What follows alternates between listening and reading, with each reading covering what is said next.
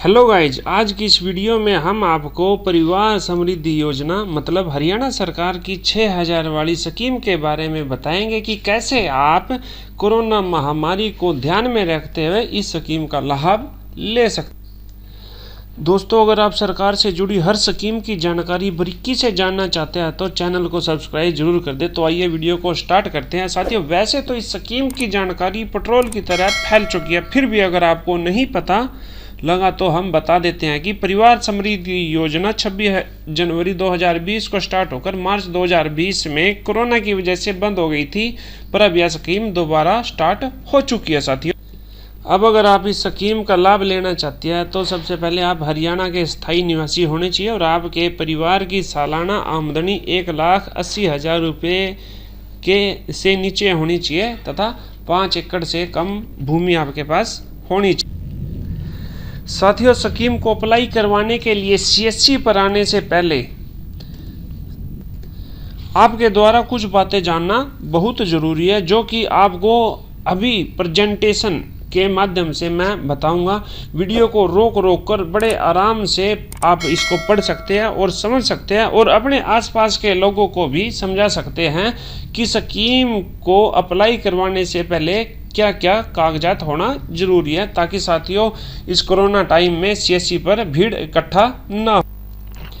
साथियों, आइए सबसे पहले हम डॉक्यूमेंट्स के बारे में बात कर लेते हैं। स्कीम का लाभ लेने के लिए क्या क्या हमारे को डॉक्यूमेंट चाहिए होते हैं। मतलब family ID, registered mobile number जो मुखिया को होता है और 18 से ऊपर के सभी के बैंक अकाउंट भी जरूरी होते हैं। मानधन कार्ड बनेगा और जीवन ज्योति बीमा और सुरक्षा बीमा, ये सभी आपको लेने होते हैं। साथियों, अब उससे आगे हम बात करते हैं फैमिली ID। जी हाँ, फैमिली ID सबसे ज़रूरी है इसमें।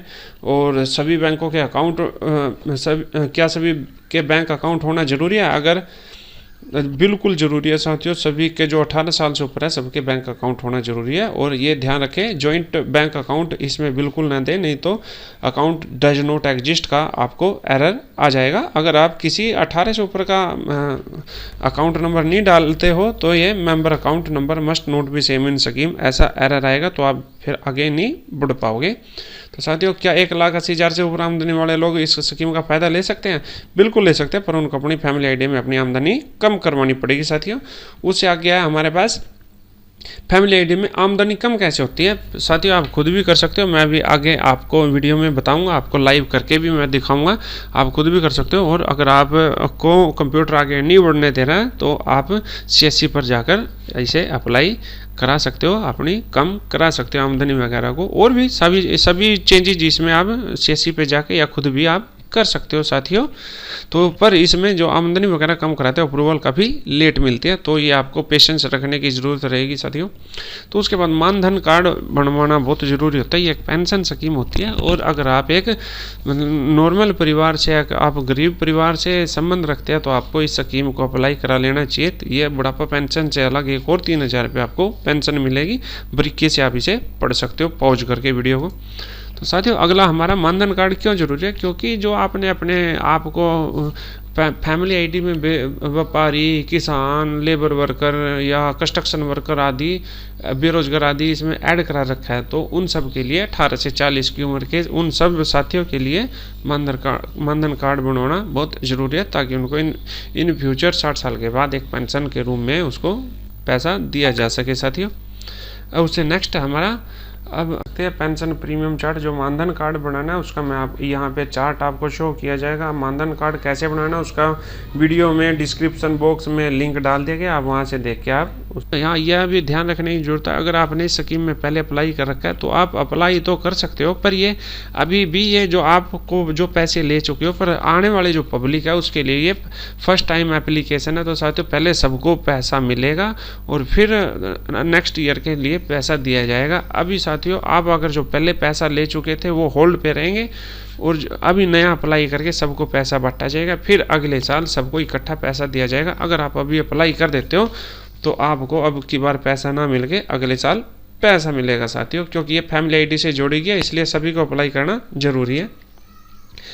स्कीम का पैसा नहीं मिला तो ये साथियों इसमें इसका लिंक डिस्क्रिप्शन बॉक्स में भी डाल दूँगा, वहाँ पे आप PurPrag.Haryana.gov.in यूजर डिटेल लिख के आप उसमें अपना डेटा चेक कर सकते हो। अगर सैंक्शन लिखा रहा है तो आपको पैसे मिल चुके हैं, आपके अकाउंट में आ चुके हैं। अगर सैंक्शन नहीं लिखा रहा, पेंडिंग लिखा रहा है, तो किसी न किसी कारण से आपका फार्म पेंडिंग में है, रिजेक्शन हो चुकी है या ऑब्जेक्शन में है, तो आप दोबारा अप्लाई करें।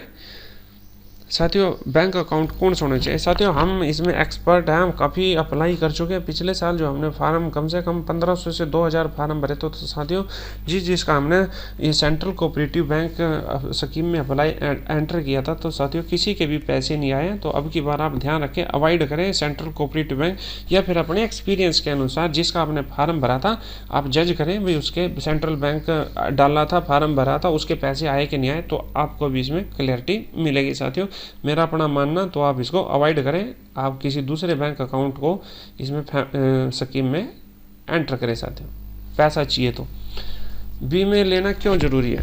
साथियों बीमा लेना बहुत ज़रूरी है क्योंकि आपको ये कोई आर्थिक मदद नहीं दे रही है सरकार। ये जो बीमे, ये महामारियां वगैरह चली है, इनमें परिवार को बड़ी हानि होती है, किसी का कोई मेंबर एक्सपायर हो जाता है, कुछ भी हो जाता है, तो ये सरकार 12 रुपये 330 रुपये के बीमे के आपको प्रीमियम का भुगतान कर रही है। साथियों को ये आपको आर्थिक मदद एक किस्म से समझा जाए तो आर्थिक मदद है, पर ये आपको जो आप इनमें एक्सपेंस करोगे बीमे वगैरह में, तो इन स्कीमों का बहुत सारा लाभ मिलेगा। और इन स्कीमों का लाभ लेने के लिए आपने बीमे अप्लाई कराने पड़ेंगे, और बीमे भी पैसे सरकार आपको दे रही है, तो आपको बीमे लेना जरूर चाहिए। साथियों कौन कौन से बीमे एक 18 से 50 साल का साथियों 330 रुपये कटते हैं, जिसमें किसी भी कारण से मृत्यु हो जाती है तो 2 लाख रुपए मिलते हैं। दूसरा बीमा होता है 18 से 70 साल की एज वाले व्यक्तियों के लिए, इसमें अगर सिर्फ एक्सीडेंटल मृत्यु या बिल्कुल ही मतलब बंदा उसके हाथ पैर डिसेबल हो जाता है, 100% डिसेबल हो जाता है, तो भी उसको या उसके परिवार को 2 लाख रुपए का बीमा दिया जाए। एक साथियों किसी भी कारण से मृत्यु होने पर है, जिसे हम जीवन ज्योति बीमा कहते हैं। एक सिर्फ मृत्यु एक्सीडेंटल मृत्यु है, उसे हम सुरक्षा बीमा योजना कहते हैं। ये अलग अलग है, एक 12 रुपये का, एक 330 रुपये का। इनका ये जून से लेकर मई तक काम करते हैं, और हर साल 31 मई को आपके अकाउंट से पैसे कटेंगे। साथियों अब ध्यान, स्कीम का पैसा, आप स्कीम आपको अगर आप अप्लाई करें तो कैश में अप्लाई करें। अगर आप इस स्कीम को अपने इन्वेस्टमेंट में FPF में ले लेते हैं तो नीचे दिए गए चार्ट के अनुसार आपको सालों के अनुसार पैसे के अनुसार आपको इंटरेस्ट मिलेगा। साथियों इसमें आप नीचे इसको चार्ट को वीडियो पॉज करके ध्यान से देख सकते हो। तो अब अगला एक रिक्वेस्ट है साथियों, अब की बार जो हम आपको स्कीम अप्लाई करेंगे, कुछ भी करेंगे, तो अब की बार हमारी एक CSC की एक रिक्वेस्ट है। आप हमारे पास अगर स्कीम अप्लाई कराने आते हैं तो आप अपना आधार कार्ड साथ लाएं, ताकि हम आपका वैक्सीनेशन के लिए रजिस्ट्रेशन कर सके और इस महामारी से आपको, आपके परिवार को और हम खुद भी बच सके। साथ तो आइए साथियों अब हम पोर्टल की तरफ आगे बढ़ते हैं और आपको एक स्कीम अप्लाई करके दिखाते। अब हम स्कीम अप्लाई करते हैं। आपको ध्यान रखने की ज़रूरत है, स्कीम अप्लाई करने के बाद कहीं भी किसी भी बैंक में आपको ये जमा नहीं कराने की ज़रूरत है। आपने बस अप्लाई करके फाइनल सबमिट करके अपना इंतज़ार करना, आपके पैसे आपके अकाउंट में आ जाएंगे। साथियों अभी हमने एक फैमिली आईडी में एंटर किया है। इसमें जैसे रोबिन शर्मा का अकाउंट नंबर नहीं डाला, पर ये रोबिन शर्मा और रितु शर्मा ये 18 साल से ऊपर एज के हैं, तो इसमें हमने अकाउंट नंबर नहीं डाला। अब हम आगे अप्लाई करने की कोशिश करते हैं, देखते हैं क्या एरर आता है। देखिए साथियों जो मैं प्रेजेंटेशन में आपको बता चुका हूँ वही एरर आ चुका है। Member account number must not be same in scheme. अब हम इसका सोल्यूशन कैसे करेंगे? अब हम अपनी PPID में इन के नंबर अकाउंट नंबर ऐड करेंगे और दोबारा से स्कीम को अप्लाई करके आपको दिखाते।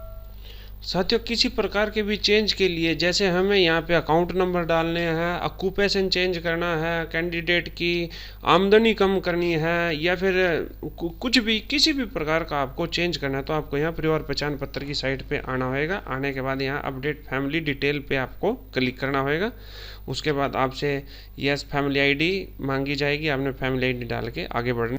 साथियों फैमिली ID डालेंगे, फर्दर प्रोसीड करेंगे। प्रोसीड करने के बाद हमारे रजिस्टर मोबाइल पे OTP भेजा जाएगा। OTP डालने के बाद हमें वेरीफाई OTP पर क्लिक करना होगा। हमारी फैमिली ID की डिटेल खुल के हमारे सामने आ जाएगी। अब हम जैसे रोबिन शर्मा के नाम में अकाउंट नंबर ऐड करना चाहते हैं। साथियों कंप्यूटर अगर आपको यहाँ पे एडिट नहीं करने दे रहा तो आपको अपना यहाँ अकाउंट नंबर डालने के लिए CSC सेंटर पर जाना होगा। उनके पास करेक्शन मॉड्यूल ऑप्शन होता है, वो वहाँ से ऐड कर सकते हैं। साथियों, अब हमने CSC पोर्टल के अंदर करेक्शन मॉड्यूल में एंट्री किया। वहाँ पे हमने फैमिली आईडी डाली, फैमिली का डेटा खुल के हमारे सामने आ गया। अब हम नीचे आएंगे, मेंबर का नेम सिलेक्ट किया और मेंबर का नेम सिलेक्ट करने के बाद हम क्या चेंज करना चाहते हैं, मतलब फील्ड सिलेक्ट करेंगे क्या चेंज करना चाहते हैं। अभी मैं यहाँ बैंक अकाउंट चेंज करना चाहता हूँ। अगर आप इनकम वगैरह चेंज करना चाहते हो तो आपको यहाँ पे आके करानी पड़ेगी। अगर आप अपना ऑक्यूपेशन या एंगेजमेंट जो बोलते हैं, भाई आपने कुछ भी वहाँ पे भाई अपना काम जो आप करते हैं वो सिलेक्ट कर रखा है, वो यहाँ पे चेंज होएगा। अभी हमने बैंक अकाउंट चेंज कर रहे हैं। हमारे से बैंक अकाउंट IFSC कोड मांग लिया, हमने एंटर किया। एंटर करने के बाद हम वेरीफाई करेंगे। वेरीफाई के बाद हम सेंड OTP क्लिक करेंगे। OTP हमारे रजिस्टर मोबाइल नंबर पे गया। अब हम वो एंटर करेंगे। ये डेटा सेव्ड सक्सेसफुली हो चुका है। साथ ही हमने दोबारा से MPSY में लॉगिन किया। ये देखिए सबके अकाउंट नंबर एंटर हो चुके हैं। एंटर होने के बाद हम यहाँ कैश पे क्लिक करेंगे। कैश पे क्लिक करते ही हम सबमिट फॉर्म सेव की तरफ आगे बढ़ते हैं। तो अब की बार देखते हैं वो एरर आता है कि नहीं आता। ये साथियों देखिए अब की बार हमारा फॉर्म अप्लाई हो चुका है। अब हम इसका प्रिंट निकाल के अपलोड करते हैं। होता है बैंक से मैप होते हैं, ये सिग्नेचर बैंक से चेक किए जाते हैं। अभी जो फैमिली आईडी में MPSY में जो साइन है वो बैंक में भी है कि नहीं। अगर नहीं है तो वो आपके डी होल्ड में या अथेंटिकेशन फेल वगैरह में डॉक्यूमेंट आ जाए, तो कस्टमर के ही साइन कराना सुनिश्चित करें। और एक और बात बता देता हूँ, अगर यहाँ पे अकाउंट डज नॉट एग्जिस्ट आता है तो वो आपने फैमिली आईडी में जॉइंट अकाउंट ऐड कर रखा है, इस करके साथियों आपको उसमें दिक्कत आ जाती है। तो वहाँ पे सिंगल इंडिविजुअल अकाउंट ऐड। अब हम इसमें फाइनल सबमिट करते हैं साथियों। फाइनल सबमिट हो चुका है, कांग्रेचुलेसन का SMS आ चुका है। ओके पे क्लिक करेंगे। साथियों अब आपने 1 बाय 1 इन सभी डॉक्यूमेंट्स का ब्लू प्रिंट में है, जो ये डिक्लेरेशन फार्म है, उस कंसेंट फार्म है, भाई बैंक में एक कस्टमर ने लेके जाने हैं। बैंक में जैसे ही कस्टमर लेके जाएगा या ये फार्म उसके काफ़ी काम आएंगे। वहाँ पे से बैंक से जो उनको परफॉर्मा मिलेगा उसको फिल करते टाइम कोई परेशानी नहीं होएगी इनको। साथियों मिलता जुलता ही परफॉर्मा होएगा, पर परफॉर्मा बैंक के लेटर हेड पे उनके बैंक का अपना एक फार्म होता है, उसी पे फार्म मिलता है। बस कस्टमर ने ओवरऑल स्कीम को अप्लाई कराना है, तभी जो यहाँ पे रिमेनिंग बैलेंस अभी कैंडिडेट का रखा गया है, जो 6000 से बैलेंस काट के जो मतलब बैलेंस काटा गया है, वो तभी हमारा डिसबर्स किया जाएगा जब हम सभी बीमा मतलब अपने अपने अकाउंट में एक्टिवेट करवा लेंगे। थैंक यू साथियों। कुछ भी समझ नहीं आया तो आप कमेंट्स बॉक्स में पूछ सकते हैं, आपको डीपली अच्छे से रिप्लाई दिया जाएगा। Thank you. चैनल को सब्सक्राइब, लाइक एंड शेयर जरूर करें। Thank you.